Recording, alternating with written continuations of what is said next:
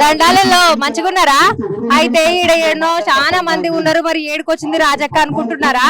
ఇలా ఇందిరా పార్కు ధర్నా చౌక్ కాడుకొచ్చిన ఈడ మహాధర్నా చేస్తుర్రు. బచ్చడి మంది జనాలు వచ్చిండ్రు. ఎక్కడికెంచో వచ్చిండ్రు. అసలు వాళ్ళందరూ ఏడికెంచి వచ్చిండ్రు, ఎందుకు చేస్తుర్రు ధర్నా అనేది మనం అందరినీ మాట్లాడి అడిగి అరుచుకుందాం రాండ్రి. వ్యవసాయ కార్మికులు గాని లేదా చిన్న సన్నకారు వారు గాని భారతదేశంలో 25 కోట్ల మంది ఉన్నారు. వారికి కావాల్సింది ఏంటి? ఉపాధి కావాలి, బతకటానికి తిండి కావాలి, ఉండటానికి ఇల్లు కావాలి, వాళ్ళ పిల్లలకు ఉద్యోగం కావాలి, వైద్యం కావాలి, విద్య కావాలి. అలాగే భారతదేశంలో వ్యవసాయ కార్మికులు దళితులు గిరిజనులు కాబట్టి అంటరానితనం పోవాలి, మహిళలు ఎక్కువ మంది ఉంటారు కాబట్టి మహిళలకు సమానత్వం కావాలి. అంటే ప్రజల కోసం పనిచేసే ప్రభుత్వం ఈ చర్యలు తీసుకోవాలి కదా. కానీ మోడీ గారు ఉపాధి హామీకి గత ప్రభుత్వం కమ్యూనిస్టులు బలంతో వచ్చిన యూపీఏ ప్రభుత్వం బడ్జెట్లో 4% కేటాయిస్తే మోడీ గారు ఇప్పుడు 1.37% తగ్గించాడు. అంటే ఈ డబ్బులన్నీ ఎవరికి ఇస్తున్నారు? కంపెనీలకు ఇస్తున్నారు, కార్పొరేట్లకు ఇస్తున్నారు, అదానికి ఇస్తున్నారు. ఇక రెండోది, జనం బతకాలని తిండి కావాలి. 2 సంవత్సరాల క్రితం ఆహార భద్రతకి 2,70,000 కోట్లు ఇచ్చారు. మీరు అన్నట్టు అప్పుడు బడ్జెట్ యొక్క సైజు 40 లక్షల కోట్లు, ఇప్పుడు 50 లక్షల కోట్లు వచ్చింది కదా. మరి ఆహార భద్రత బడ్జెట్ పెరగాల తగ్గాల? పెరగాల. ఇప్పుడు దాన్ని 2 లక్షల కోట్లకు తగ్గించారు. అంటే బడ్జెట్ పెరుగుతుంది, ఆహార భద్రతకు నిధులు తగ్గిస్తున్నారు. ఈ డబ్బులన్నీ ఎవరికి ఇస్తున్నారు? అదానికి అంబానీకి ఇస్తున్నారు.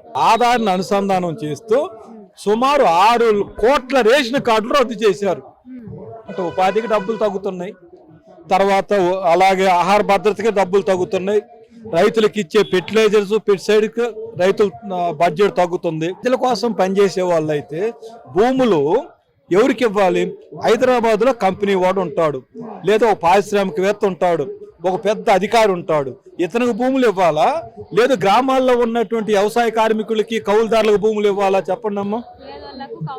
ఇవ్వాలి కదా. ఇప్పుడు ప్రభుత్వం ఏం చేస్తుందంటే అభివృద్ధి పేరుతో పేదవాళ్ళకి కౌలుదారులకు ఇచ్చిన భూములని తిరిగి లాక్కొని కంపెనీలకు ఇస్తుంది, కంపెనీలకు కట్టబెడతా ఉంది.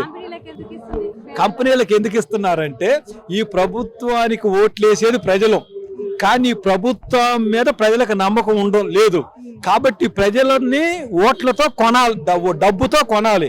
కొనాలంటే అదాని డబ్బులు కావాలి, అంబానీ డబ్బులు కావాలి, కార్పొరేట్ల డబ్బులు కావాలి. కాబట్టి వారు ఈ రెండోది ఏంటి?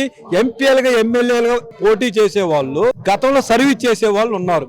ఇప్పుడు సర్వీస్ కన్నా కాంట్రాక్టర్లు కంపెనీల వాళ్ళు రాజకీయాల్లోకి వచ్చారు. వాళ్ళే ఎంపీలకు గెలుస్తున్నారు, వాళ్ళే ఎమ్మెల్యేలకు గెలుస్తున్నారు. కాబట్టి వాళ్ళు గెలిచిన తర్వాత చట్టాలు వాళ్ళకు అనుకూలంగా చేసుకుంటారు కదా. కాబట్టి ప్రభుత్వం ఇవాళ కార్పొరేట్ల ప్రభుత్వం, కంపెనీల ప్రభుత్వం, ధనవంతుల ప్రభుత్వం. కాబట్టి ఈ ప్రభుత్వాన్ని ఓడించడానికి వ్యవసాయ కార్మికులు, రైతులు, కార్మికులు మేము ముగ్గురం. అంటే అర్థం ఏమిటనంటే భారతదేశంలో ఉత్పత్తి వర్గాలైన మేమందరం ఒకటయ్యాం, ఒకటై ఈ ప్రభుత్వాన్ని ఓడించే ప్రయత్నం చేస్తున్నాం. అందుకోసం ఈ ధర్నాన్ని పెట్టాం. వెంకటరాములు సారు ఇప్పుడు ఇక్కడ మహాధర్నా చేస్తుండ్రు ఇందిరా పార్క్ కాడ. మరి ఈ ధర్నా ఉద్దేశం ఏంది? కేంద్ర బీజేపీ నరేంద్ర మోదీ ప్రభుత్వము ఆహార భద్రత చట్టానికి కేటాయింపుల్లో కంప్లీట్ కోత విధిస్తుంది, బాగా భారీ కోతలు విధిస్తుంది, ప్రజా పంపిణీ వ్యవస్థని బలహీనపరుస్తుంది, ఉపాధి హామీ చట్టాన్ని బలహీనపరుస్తుంది.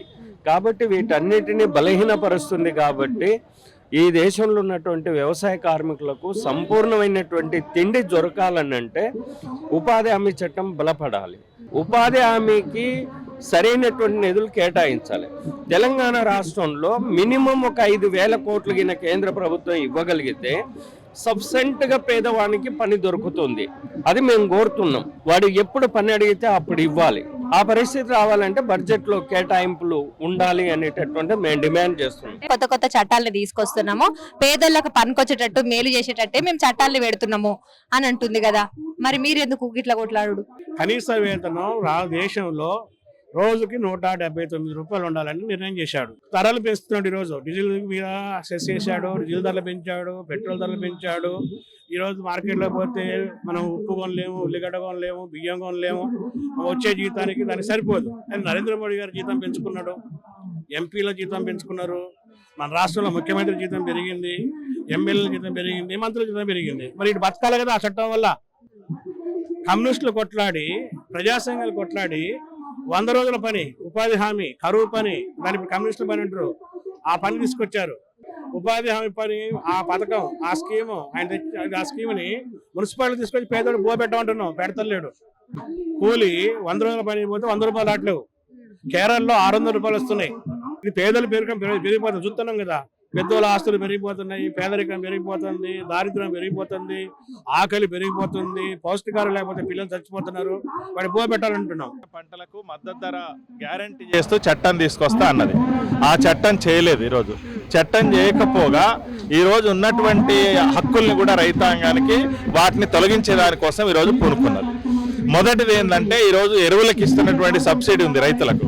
ఆ సబ్సిడీలో మొన్నటి బడ్జెట్లో 25,000 కోట్ల రూపాయలు కోత పెట్టింది. తర్వాత సహకార బ్యాంకులు ఉంటాయి. సహకార బ్యాంకులన్నీ కేవలం రూరల్ ప్రాంత, గ్రామీణ ప్రాంత ప్రజానీకానికి, రైతాంగానికి రుణాలు ఇచ్చేటువంటి ఆ గ్రామీణ ప్రాంత బ్యాంకులన్నింటినీ కూడా ప్రత్యేకంగా ఒక శాఖను పెట్టి, అమిత్ షాని మంత్రిత్వ శాఖగా పెట్టేసి దాంట్లోకి మల్టీ స్టేట్ కోఆపరేటివ్ సొసైటీల పేరుతోన కార్పొరేట్లని దానిలోకి అనుమతినిచ్చే దానికోసం ప్రయత్నం చేస్తారు. దీనివల్ల కూడా రైతులకు ఉన్నటువంటి హక్కులు పోతుంది. తర్వాత రైతుల అప్పులు మాఫీ చేయమని అడిగినాం. దేశంలో నరేంద్ర మోడీ ప్రభుత్వం అధికారంలోకి వచ్చిన తర్వాత ఏటా 10 నుంచి 13,000 మంది రైతులు ఆత్మహత్యలు చేసుకొని చనిపోతున్నారు. ఇప్పుడు మాఫీలు అన్నారు కదా, మాఫీలు చేస్తుంటారు కదా. వాస్తవంగా కేంద్ర ప్రభుత్వం రైతులకు ఒక్క రూపాయి కూడా మాఫీ చేయడం లేదు. ఎవరికి మాఫీ చేస్తున్నదంటే వీళ్ళ మీద లెక్క పెట్టగలిగినటువంటి అదానీకి, అంబానీలకు మాఫీ చేస్తున్నది. అదానీలకు, అంబానీలకు ఈ కాలంలోనే 16.5 లక్షల కోట్ల రూపాయలు మాఫీ చేసింది. కానీ రైతులకు మాత్రం ఒక్క రూపాయి కూడా రుణమాఫీ చేయమంటే చేయడం లేదు. కాబట్టి రుణమాఫీ జరుగుతలేదు లేదు.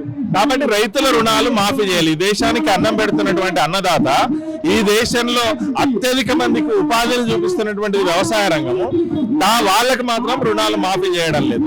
కాబట్టి మాఫీ చేయమనేటువంటిది మా రెండవ డిమాండ్. తర్వాత మూడవది విద్యుత్ సవరణ బిల్లు తీసుకొచ్చింది. విద్యుత్ సవరణ బిల్లు అమలైతే గనక ఈరోజు రైతులకు ఇస్తున్నటువంటి ఫ్రీ కరెంటు పోతుంది. అదే రకంగా పేదలకు ఇస్తున్నటువంటి క్రాస్ సబ్సిడీ ఉంది.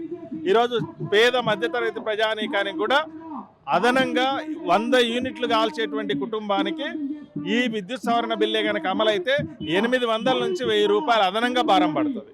కాబట్టి విద్యుత్ సవరణ బిల్లును కూడా ఉపసంహరించాలని చెప్పి మేము అడుగుతున్నాం.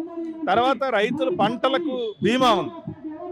ఆ ప్రధానమంత్రి ఫసల్ బీమా యోజన పథకం ఏదైతుందో అది బీమా కంపెనీలకు ఉపయోగపడుతుంది తప్ప రైతాంగానికి ఉపయోగపడడం లేదు. కాబట్టి ఆ పథకాన్ని కూడా మార్చాలని చెప్పి మేము ఈ సందర్భంగా డిమాండ్ చేస్తున్నాం.